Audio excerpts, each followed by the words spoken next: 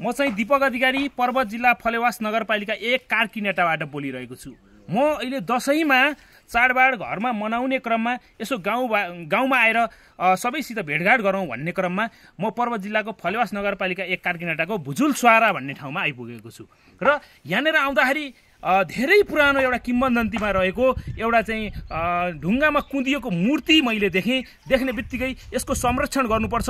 यो संरक्षण कसले गर्ने, यसको चाहिँ जिम्मेवारी को भन्ने थोरै चाहिँ मनमा चासो जाग्यो। यो एउटा जनप्रतिनिधिहरू हामीले त छनौट त गऱ्यौँ एउटा पर्वत जिल्लाको कार्कीनेटामा, तर जनप्रतिनिधिको नेतृत्व यस्ता पुराना किम्बदन्तीहरूमा किन, आस्थाका केन्द्रमा किन चाहिँ नेतृत्वहरूको चाहिँ भूमिका रहेन भन्ने थोरै मेरो गुनासोसहित मैले यो एउटा सानो भिडियो बनाएको छु। यसमा एकजना हाम्रो यहाँ यो गाउँको धेरै पुरानो एकजना बुवा हुनुहुन्छ, उहाँलाई चाहिँ यो बारेमा म थोरै सोध्न चाहन्छु। बुवा, यो मूर्ति के हो, यो कति वर्ष पुरानो हो र यसको बारेमा के जानकारी छ त्यो बताइदिनुहोस् न।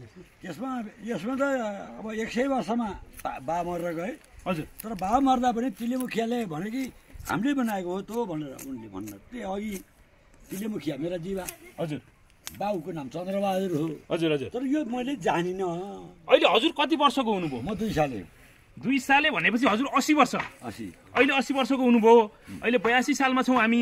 भनेदेखि अब यो मूर्तिलाई हामीले के नामाकरण गरेर कसरी चाहिँ राखिएको छ? यो दुवैतर्फ यहाँनिर आकृति कुदिएको छ, यो चौपारीमा रहेको छ। अब यो के हिसाबले चाहिँ बनाइएको भन्ने लाग्छ हजुरलाई?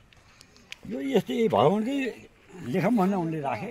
हजुर। अब हामीले जानिएन, बाबुले यसै लेखेर राखे। हामीले यहाँ पूजा आर्दम टुको लाइन्छ, अरू केही छैन। अनि हजुरको विचारमा यसको संरक्षण हुनुपर्छ भन्ने जस्तो लाग्छ कि लाग्दैन? मैले मेयरलाई शुद्ध भनेको यसको संरक्षण गर्दै चौतारो सिमेन्ट लगाएर मलाई छानो हाल देखाइदियो भनेको।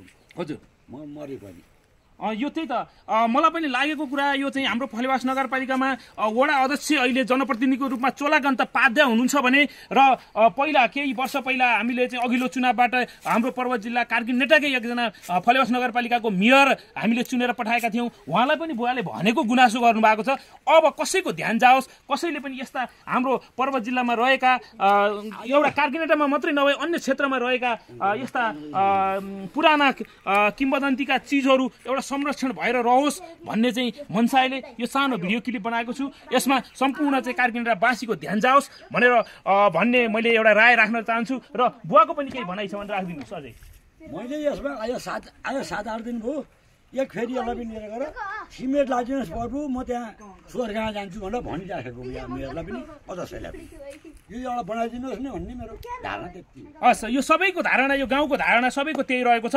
यो एउटा व्यक्तिले नभई पुराना किम्बदन्तीहरू एउटा चाहिँ यो ओडाले पनि संरक्षण गरेर पर्ने राख्ने दायित्व रहेको हुँदा सम्पूर्णको ध्यान आकर्षण होस् भन्ने कामनासहित म बिदा हुन्छु। हस् त, धन्यवाद।